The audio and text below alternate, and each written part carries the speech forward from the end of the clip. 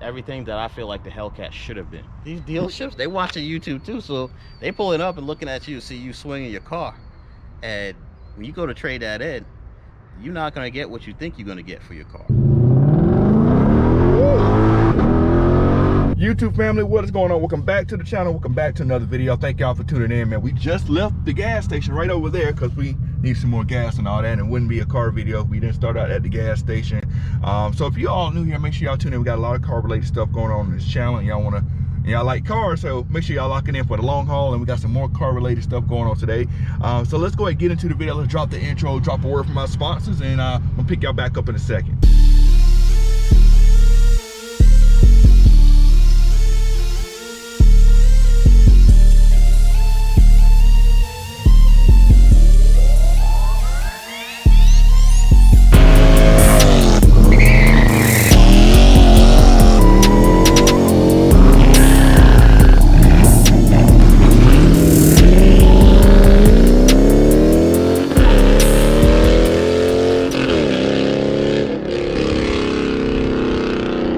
Today's video is brought to you by CarLock, the world's best vehicle tracker and alert system. With CarLock, you'll be able to track your car real time, get alerts of anything suspicious happening to your car, such as your car is starting when it shouldn't be starting, any vibrations. Also, if someone decides to unplug your car lock from your car, you'll get a notification for that too. You deserve that peace of mind, and make sure you get your car locked. I do have a discount code for you guys shown on the screen right now. Get 10% off your purchase, as well as 14 days free trial with that same discount code, man. Get your car locked. You deserve that peace of mind. Let's go ahead and get it to the video. All right, guys, so we are here at the location right now. Well, I'm not by myself. You see where we're at, man. We are right out here, home of racing, home of NASCAR, right out here at Charlotte Motor Speedway. And we have woo.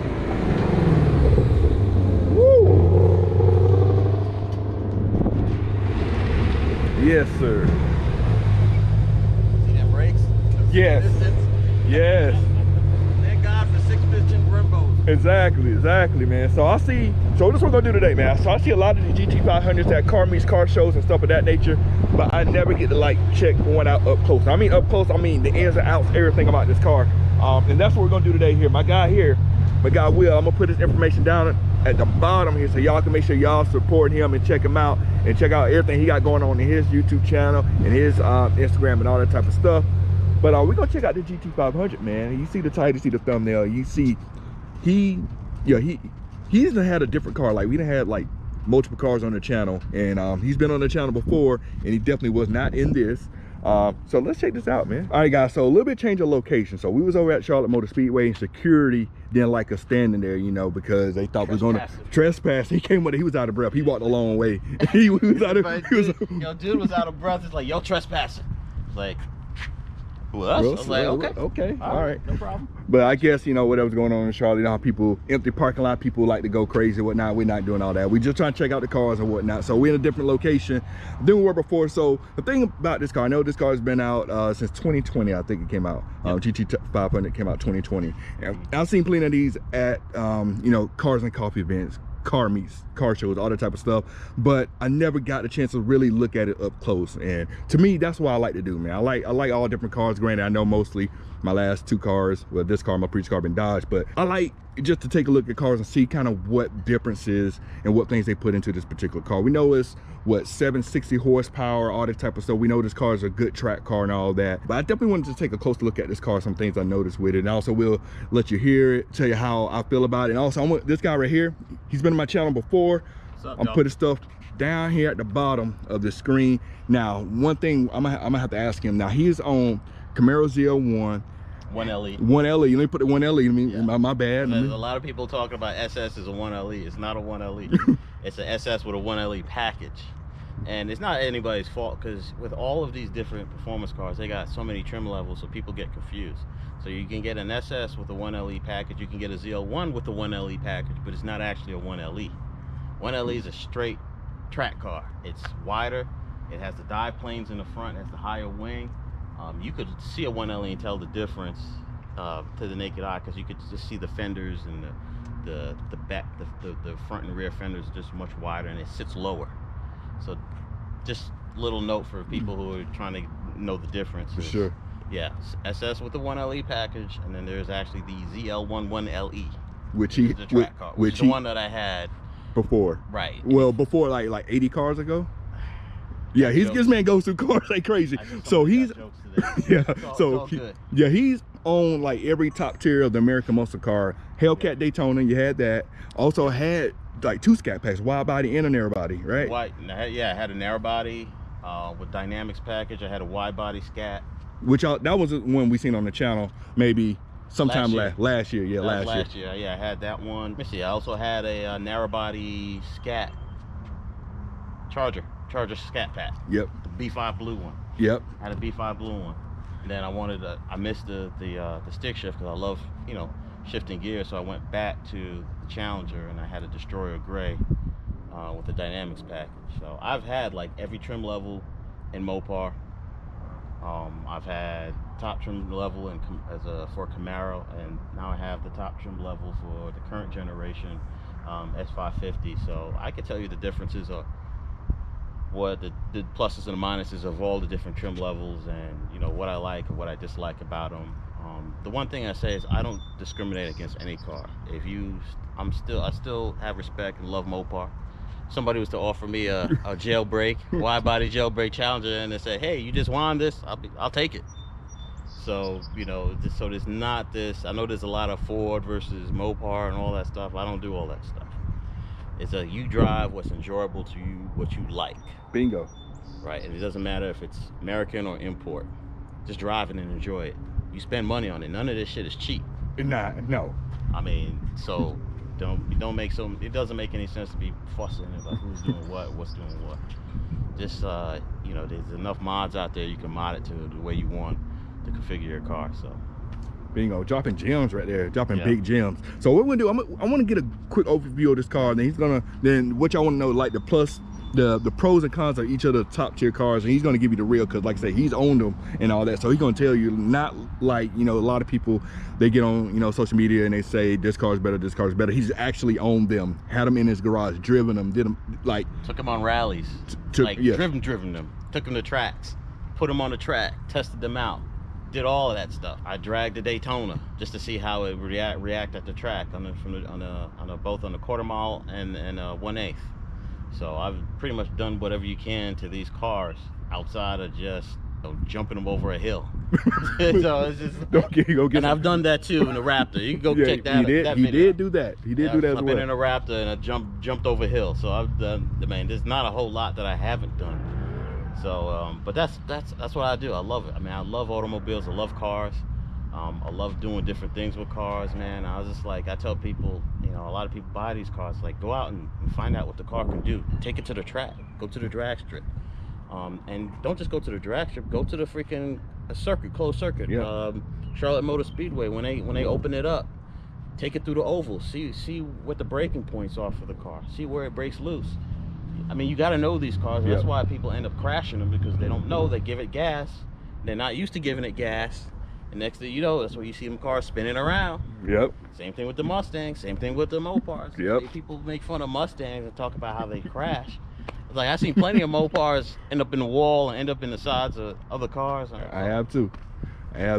Get out and drive it and get to know your car. Yep. Still getting to know this one too. So I've only had it I had it since March. I've already taken it to the mountains, taking it on the twisty roads in the mountains. I haven't taken it to the drag strip yet. That's coming, because I just want to test it out to see how it performs.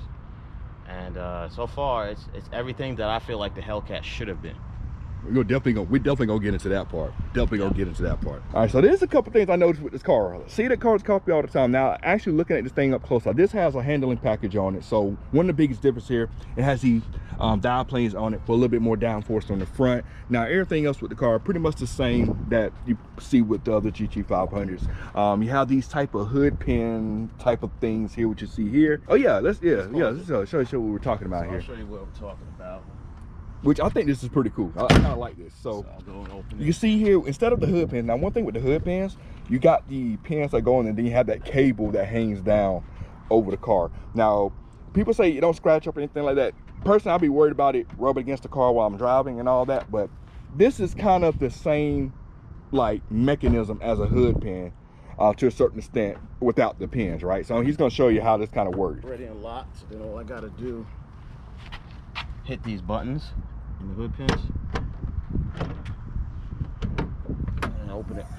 Bam, there you go. Yeah, it's like an extra lock that they put on it. For sure. And also another thing you may notice is huge heat extractor right here, right on top of the engine. Normally there's a shield that I can screw in to protect any water, any debris from coming in.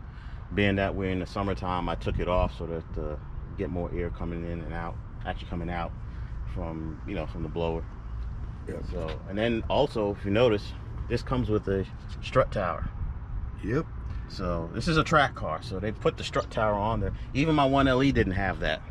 So that's a little subtle differences that you see with Ford versus maybe 1LE or even Mopar. They wouldn't put this, even though it'll make your car handle better. Ford already went ahead and incorporated that into the engine bay. Then you also have the ability to adjust the camber. It has -2 camber. So like I said, it's a track car, so they want you to stay planted, want you to be able to take turns at a high speed. So it's just not like, I know the videos out there with Mustangs swinging and spinning out. You'll still spin out in this, but you have to be doing something pretty stupid and putting your foot all the way down to the floor to do that. There is a GT500 that did do that. You saw it. You saw it. Okay. Yeah. Yeah. The great one. One? And went right into the side of I think it was like a minivan or SUV or something like that. Yeah, it's like, come on, man. It's just use your common sense. But right. 305s in the front, 315s in the back. So just so you know, mine's wide body, 305s all the way around. Ignore the brake dust if you can see it. Brembo problems. 305, same size I got on my car, 315s in the back, and the thing is not a wide body to accommodate that. You can see the flares sort of a little bit. Flares are a little bit to accommodate it, but not too much. Rubik's just lowered his car. We all saw the video, by the way. Check out that video. Yeah, appreciate it. Yeah, and Mad Scatter did it. So yes, sir. Check him out too. So he lowered his car, but look how much lower my car still is. You can see right there. Yeah. So this car, the thing I love about this car with having that much horsepower is it has a low sense of gravity, because you want to be as low as planted to the ground as you possibly can when you have that much horsepower, which is another advantage over Mopar. Your Hellcats, they come out looking like Jeeps from the factory, especially the wide bodies. This, you're still lower, and you could lower it even a little bit more if you wanted to. See, but it's having the car this low and this planted with that much horsepower, it gives you a little bit more control of the car. Having a Hellcat, and I've gone in Mexico, I've gone certain speeds, and I can tell you that there's a certain speed that you get to where you don't know what the car is going to do. Whereas with this, especially with the torsion suspension, it's really predictable, and you kind of know what this car will do once you get to know the car and you drive it a little bit more. Whereas with the Hellcat, it's a little bit more unpredictable because it's Hellcat. It's 700 horsepower. You're sitting higher. It's heavier, so turning, stopping is a little bit more arduous in that car. For sure. This car is actually lighter than even an RT. That's why when I say it's everything that the Hellcat should be. The ideal thing about having a Hellcat would be drop of 300-400 pounds, add more horsepower. That's what we would ideally, when we think of what we want the Hellcat to be, that's what this is. And you can track it and make turns on it and not worry so much about losing control, as long as you don't do something stupid like put your foot all the way down and try to in the middle of a turn. So one thing I want to point out here, we're talking about the handling and stuff on these cars. Now this car, as far as the brakes, you have the 6-piston Brembos up front and 4-piston Brembos in the back. Same thing that's on my car. You have 20-inch wheels on this car, and I also have 20-inch wheels on my car. Now the thing about this is there's a big difference with these 6 pistons. So you can see my 6 pistons and all the brake dust. You can see, if you look at the brake rotor, you can still see some space around it, and you see my 6-piston caliper there, and whatnot. You still see some space around the wheel, inside the wheel well. But if you look here, you barely have any space. This caliper is huge. Like this whole brake rotor takes up this whole wheel. It's the same size wheel as mine, but it takes up the whole wheel here. Even the rear, let me show you the rear ones here. This is the rear caliper. I swear my front caliper might be big as this rear caliper. Rear caliper is huge. 4-piston, but it's a huge caliper. Huge rotors on the back. You see mine, much bigger car, and the rotors is definitely smaller. This rotor almost takes up the full, not the full thing, but closer, takes up more space here than what mine is doing here. So this car, lighter, bigger brakes, bigger rotors than what mine has, and it's definitely gonna stop for sure. So one thing I want to cover while I'm thinking about it here. Now, when I did my review of my car on first guy, I talked about the vents and the functionality of all that type of stuff. Now, one thing on this car, which some people may not notice, now I know you guys are familiar with the Hellcats, you know, Challenger Charger, stuff like that. You know, they got the snorkel grills, and you also got the headlight inlet that pulls that, you know, cold air into the intake. The Mustang has this too. So if you look here in this front one, you see right here, you have this vent that goes straight into your air box here. Of course, helps lower your intake temperature, more horsepower, you know how that goes. And you got your brake ducts and stuff down here, and you got your heat extractor, well, not heat extractor, but you got your condensers. Yeah, condensers over here at the side for your superchargers and all that jazz. So there's five AC condensers in the front alone. Then you got a high and low temperature radiator. All of that is to keep that, you know, so you can keep churning at the track and not overheat. That's why a lot of people look at it and say it's, you know, it's more of a track car than a drag car. You can drag it, but, and that's why I give Mopar credit. It's like the way you can make multiple passes, keep passing them with that, that IHI supercharger. But with this, I don't know if I would necessarily keep dragging this particular car, because since it's really primarily made for the track, even though it does have a drag mode, and I will test it out. But as far as dragging, straight line, Mopar still has, I still give Mopar some points ahead with the going to the drag strip with that, just for durability of the supercharger. I could do that with this, but I would want to switch to a Whipple probably. I would probably want to, you know, if I really wanted to get busy with the drag strip, do some mods, get it to like 1100 horsepower, I'll go with a Whipple. But the way it is now, with some bolt-ons, I can get it over 900. I think that's respectable. Yeah, for sure. Don't let social media fool y'all, man. This is the thing. Everybody keeps acting like you gotta have 1,000 horsepower to have a fun, drivable car.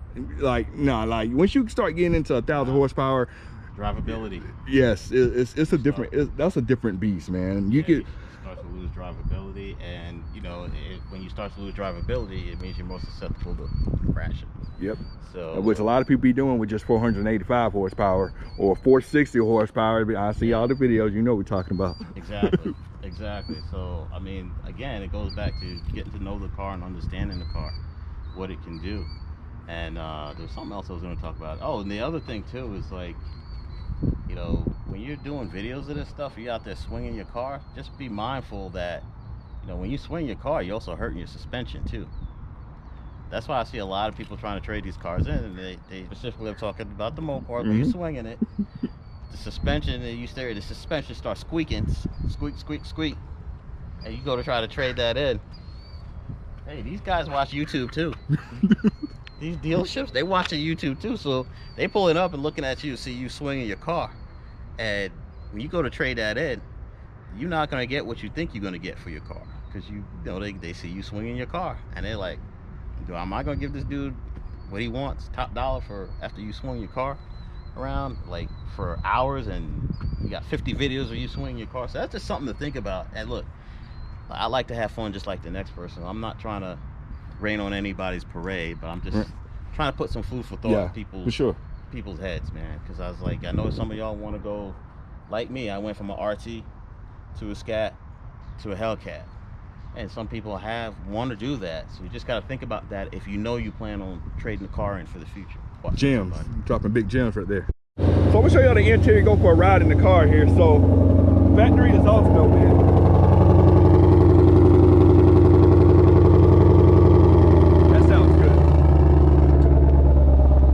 Just close it? Huh? You just closed it? I just opened it. Oh, open them. Oh, okay. I heard something move. All right, so you see, you hear the exhaust though change here. That's one thing. Yeah. That's quiet. Oh, normal? Okay.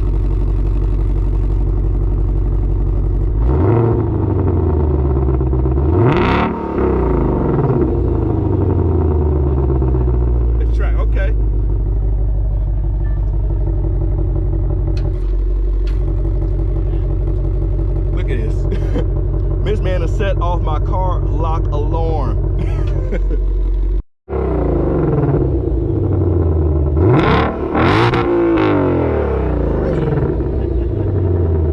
Man, kicking up dirt and stuff all over here. So one thing I want to point out here with this car that Dodge does not do, you can control the exhaust flaps independently of your engine mode. Because if you know with Dodge, it has active exhaust, and the active exhaust opens under hard acceleration if you put it in track mode, stuff like that. So you have to put it in a certain engine mode to open your exhaust flaps or hard acceleration. Here, no matter what mode you're in, your exhaust valves can be open, closed, all that stuff, no matter what drive mode you're in. So that's what I like about this car. I think Chevy does the same thing too. Dodge does not. So let's go and get on the inside here. Inside over here, Number 3,365. see the number right there. Alright, so I'm gonna start off. Now, of course, if you're in front, you got room, but back there, ain't no room. There's no room back there. That's for sure. There's no room back there. Yeah, that's for straight. And you can tell, I don't know if you can see the dash here. Yeah. That is definitely the track mode dash here. That's sport, actually. That's sport? Okay, that's sport. See how that S right there? Oh, I see how that is. The S right here, that's sport. So now if I put it back into, let's see if I put it back into normal. Now we're in normal. See how the dash just changed? Yeah. Right, so if I want to go into sport, all right, then you see the dash and it changes again. Okay. So now we're in sport. And that's normally, like when I'm driving, I normally, like I'm on the highway, when I get on the highway, I use sport. And then I'll put the exhaust in track. So I get the grunt, I get the sport, but you know, I'm doing a little bit better on gas and keeping it in track. Now if I want to get stone crazy, then track mode. Yeah. Track everything. Yeah, exactly. So now I'm just gonna take off. We're gonna go in sport mode. Go there. That's one thing about with that dash here. You know, with Dodge, they use pretty much the, you know, the analog gauges, things like that. Nothing wrong with that. It gives real old school muscle car feel. Yeah. Now with these type of cars, I think the Z01 the same way, if not mistaken. Yeah, it changes color. It does a little bit different configuration with the 1LE. Something, but you know, Dodge has gotten used to selling you. They like, I hate to say it, but putting a blanket on a pig. They could do the same thing. They could do a little bit more. But yeah. Why? If everybody's going to keep running and buying it. You don't need to. Don't need to, exactly. Yeah. So, and again, I'm not trying to bash Dodge. I've owned plenty of them.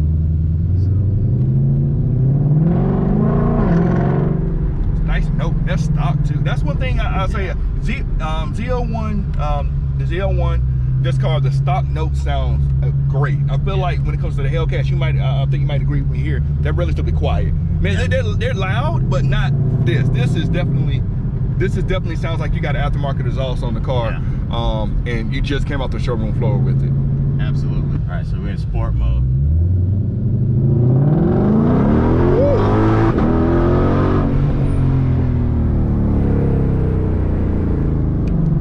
That thing pulls. That thing pulls, man. It puts you back into your seat for sure. Yeah. It puts you back into your seat. Yeah. Any type of track car that you got, one thing, especially even with the Dodgers, one thing people do not do, why they end up crashing, they don't let their wheels warm up. You got to warm these wheels up, especially if you're doing 305s. You know, you got wide tires. I mean, your wheels are cold. And if you have if it's a early morning, you got dew out there, it's cool, you could spin out easily based on those conditions. So you want to warm your tires up. I don't care what it is. These are performance cars. Yeah. And I've never met any type of performance car that that functions well with cold tires. So and it's depending on the tire, depending on the car, it may take a little bit longer to warm it up. I know when I had the 1LE, man, it took me a minute to warm those tires up. And prep, you know, Street Cars 101. Yeah, y'all make sure y'all check him out too. I'm putting stuff down here as well. Yeah, I know he would not. We would not drive our cars when it was real wet or temperature was really cold, like if it dropped below like 41 degrees or something like that, we wouldn't drive our cars, because it was just a chance that you could spin out. This is the track, the exhaust is in track, and we're in sport mode. And as you can hear every bit of this exhaust in your back. For sure. And it's like, with a car like this, like, you don't need to change out the exhaust because you got a really good exhaust note off, like straight out the factory here. I mean, this sounds really good. I mean, we know our Mustangs sound really loud and stuff like that, which I got no problems with. I like a loud V8. I personally like that. Yeah. But this off gate, like right off the dealership floor, like you really could wait a while before you change everything out. Like, I mean, it's optional. Everybody, like I said, you can do what you want with your car, but the way this thing sounds, I mean, unless I see people put courses in, and I'm like, it just sounds louder, but I mean, I don't know what you would want any more louder than this, because I can hear every bit of this. Yeah. You can hear it even, I'm sure it's going to come into real loud on the video. And I'm in sport, so imagine if I just decided to hit the mode, what do you call it, change the mode and go into track. It's going to be even louder. It's ridiculous. Yep. And actually, I will do that. So right now, change mode, sport. Now I'm in track. Track. All right. Now you see the dashboard has changed. You can feel the suspension gets real stiff there, which is kind of what you want in track mode. And then you hear the snap, crackle, and pops coming out of the. Yeah. Now this is a dual clutch transmission, right? Yep. Yeah. So that's one big difference between this transmission and with the Dodge, what we have with the 8-speed transmission and the Dodges. This dual clutch transmission is actually much faster than our transmission, because, well, in the Mopar transmission, because of the fact that with dual clutch, what it does, it go ahead and queues up your next gear before you shift this. And when you go to the next gear, it's pretty much the car is already, like right now we're in 4th gear. But with the dual clutch transmission, the car's already ready to go to 5th gear. It's already ready to go to 5th gear. So when it changes it, we're there, instant, we're good to go. How many gears it has? This is only has 7. 7, okay, 7, okay. But what Ford did, man, is it's such a smooth shifting car. It goes from gear to gear. You don't feel any jolts. You don't feel any, hard shifts, even in track mode. I've had, we've had track mode in the Scats and in the. You feel it. You feel that every shift. You feel it. Every shift. Not with this. This is just like you can hear a shift now, and you don't get that jerking sensation that you get. Even when I do POVs in my car and I have it in track mode, you can actually see the shifting and the jerks like on camera. It literally does jerk the car. It feels violent. It feels like it shouldn't be doing that, but that's part of what the car does. He's been shifting it, and it is super smooth. It pretty much, this shifting in track feels like when you're in like your Scatpacks and Hellcats, feels like the turn kind of quick. We got some handle on this thing. It feels like street mode and the Mopars and stuff like that. It's buttery smooth, for real. I'm gonna just give it some room.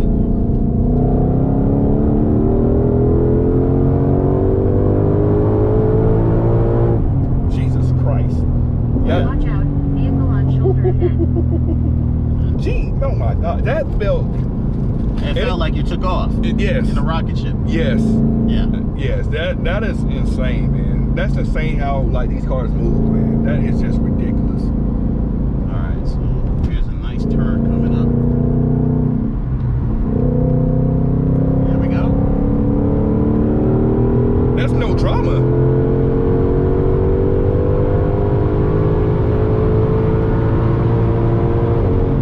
Oh my gosh. Oh my gosh.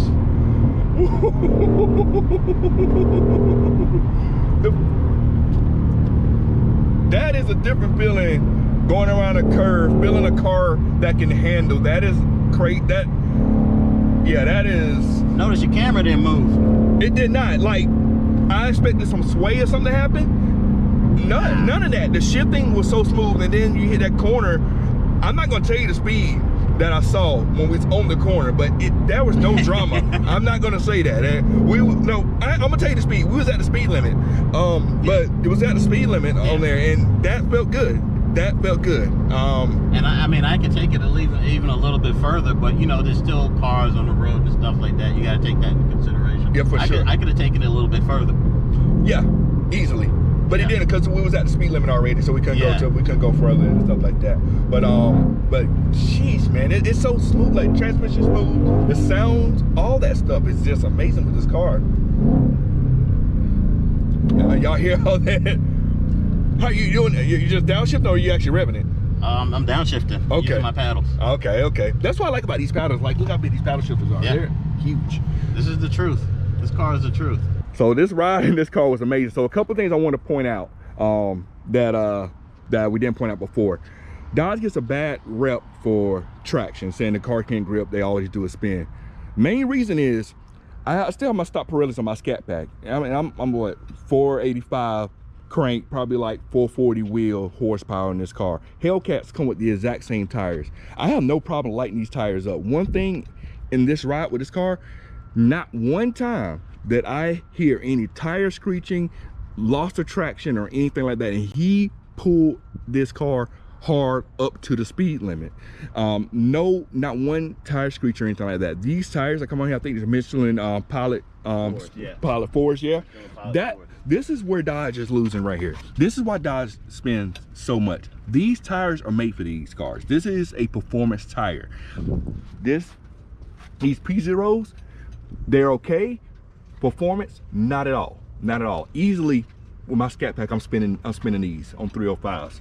This is grip. This is what Dodge, if they change something and they went with these on the Hellcats and maybe an option for the Scatpacks, then that grip issue goes away. Now granted, with the Demon, with the 1320s, Demon 170 as well, they engineered better tires for those for more grip because of the drag racing car. Those are the best tires Dodge has on any of their cars by far. The P0s ain't it. They do not work with these cars whatsoever. So that was one thing here. Car is crazy smooth, shifts crazy smooth, sounds great, man. This car is it. And you would think with it being lowered, you have like a lot of bobbing and weaving. With it being lowered, being as low and as fast as it is. Nah, you were sitting there, you weren't moving around in your seat. Your camera was pretty stable, right? Yep, it was steady. I mean, and not because of the stabilization in the camera. Car was actually pretty smooth. We was in track, and track is usually a bumpy, rough ride. Yeah. This is different. We were still in track and it still felt smooth. It felt planted, and there was literally no drama going around the curve at the speed limit. None at all. This is it, man. This is it's a street weapon.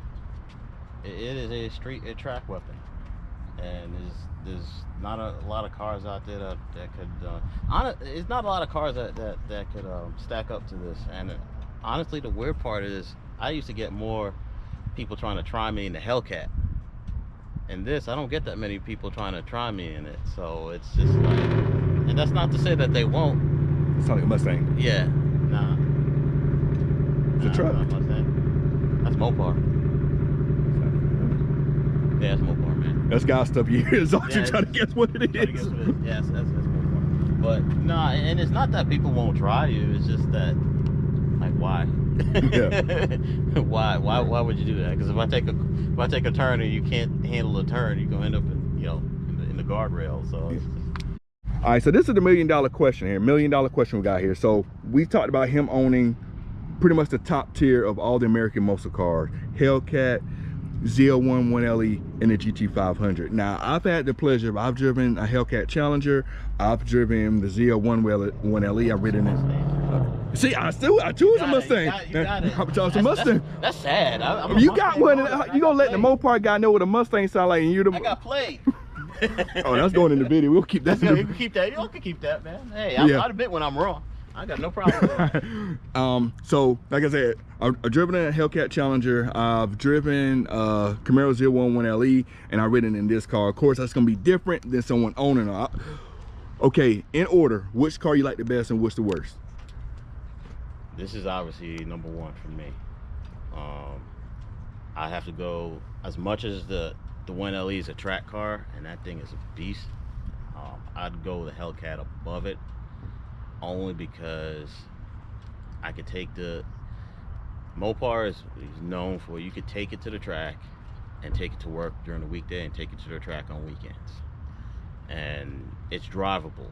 The one thing about the 1LE is the 1LE is a straight track car. If you try to drive that on the street regularly, it is the bumpiest ride that you will ever experience. That is true. When I drove it, Yeah. that's the roughest ride I've ever been in a car. It's super rough. It's super rough, and that's so I would put this one, I put the Hellcat 2, then I'll put the 1LE 3, and you know, and all some 1LE fans are gonna be like, you still can't turn, but look, drivability is important. Like, I can drive this and it's super comfortable, but then I can turn it into an animal like you saw.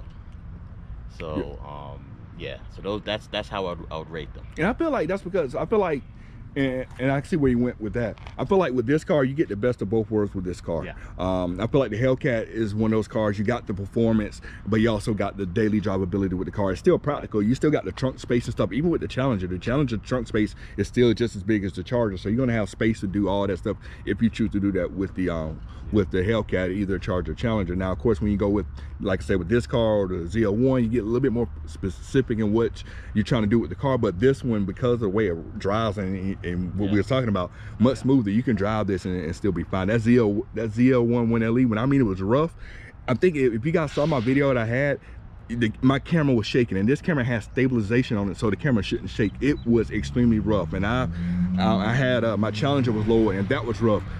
I think that Camaro was worse than that. Like, it's super rough. Yeah. And the one thing I'll also say too, the reason why I have this in #1, the gearing. Remember in the last year we talked about the 309 gear being in the Scats. This has 373. Ooh. So the gearing is a lot better, especially if you're trying to come off the line.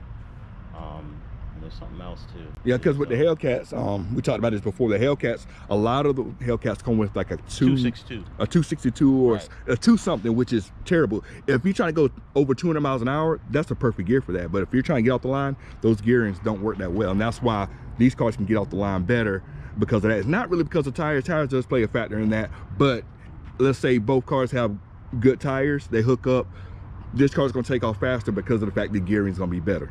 And the one thing I will say about Mopar in terms of Hellcats, this car drinks gas like a fish. I mean, it just drinks. And I give Dodge credit. The Hellcats, when I had my Hellcat, I could push that Hellcat and still go home with, you know, at least more than a half a tank. If I was to continue pushing, like the way we just did, and you know, I was doing it for a while, you'd just see the gas. Like, you could probably be down to half a tank before the end of the day. Wow. So this car does drink. So if you're in the market for one of these, just know that you will, it takes premium unleaded and it's going to drink. So it's like, I think I'll say about 13, I keep forgetting, it's like 12 or 13 gallon gas tank. And she drinks, man. It's a lot of, it's a blower. It's lighter, it's faster. Has a blower on it, it's gonna drink gas. So I mean, like, I can tell you, when I fill it up just before, you know, we started recording. Yeah. And on a full tank, I probably get my range, like, and this is being really conservative, the range is like 222 miles. 222. I get a little bit better than that in my car. I know you get more. You get like over 300. Well, I mean, if you're not pushing it. I don't know what 300 is, sir. I've seen 300 one time. I never see it again. Yeah, that was when we first got it. When you first get it. Yeah, that's it. I never see that. That's it. Yeah. After that, yeah. But 220. But I'm saying 222 is conservative. Yeah. Like, and this is not a daily. But if I was to drive it, you know, more regularly, I'd probably be getting under 200 range. I see. I definitely see. Yeah. So yeah, man, it's the truth, man. Like I said, I love muscle cars. I love Ford. This is my baby. But I still love Dodge. I love Camaro. I don't know what the hell GM is doing. They're apparently just discontinuing the Camaro. They're going all in on that Corvette. They're going all in on that Corvette because the Corvette is really that car that's never been out of production for them. The Camaro has. Well, I mean, that I recall. The Camaro has. The Camaro has, but 2002. Yeah, but even before then, there was another chance. I think it was somewhere in the 90s. I thought they discontinued the Camaro fully. So it's been going in and out, and I guess the Corvette is their car. No, they didn't. They didn't, because you had the '92 Camaro. You still had the Z28s out there, and then they came. No, it was a couple years. It was a couple years. You're right. It was a couple years where they discontinued the Camaro, and then they came back with that '90s body style. And then the one thing about Mustangs never go away. They don't at all. Well, There's never been a year where they been out of production ever. Yeah, I mean, even if you go back to late 70s after the oil crisis, they were still making Mustangs, even though they weren't, you know, they were called like the Cobra 2s and I call it the Charlie's Angel Mustang. Yeah. They had those. So they always had something in production for people to drive. So, and then now it looks like they're going to be the Lone Ranger with the Dark Horse and the GT. Yeah. These are going away. The Camaro's going away. The only thing is the Corvette, which is, unless you got 100G. Yeah, that's different level. Yeah. That's a different level. So that's going to bring us to the end of the video, man. Appreciate y'all for tuning in, man. This was a really fun video. I really got to check out this car and see exactly what this car is about, man. I like I always say, experience these cars in person if you can. All the internet talk of what the car can do or can't do, I want to know in real life what this car does. This car is amazing. I know I don't talk about Ford a lot on the channel and things like that. I know I'm mostly Mopar, Dodge, stuff like that. But this car, I got great respect for this GT500. It is an amazing vehicle here. But let me know below, Hellcat, Z01, GT500, which ones you picking and why. You heard my guy's reason, who's actually owned all three of them. But let me know in the comments below. Thank y'all for tuning in. If y'all made it this far in the video, make sure y'all subscribe to the channel, and we're gonna catch y'all in the next video. We are out. Cut it.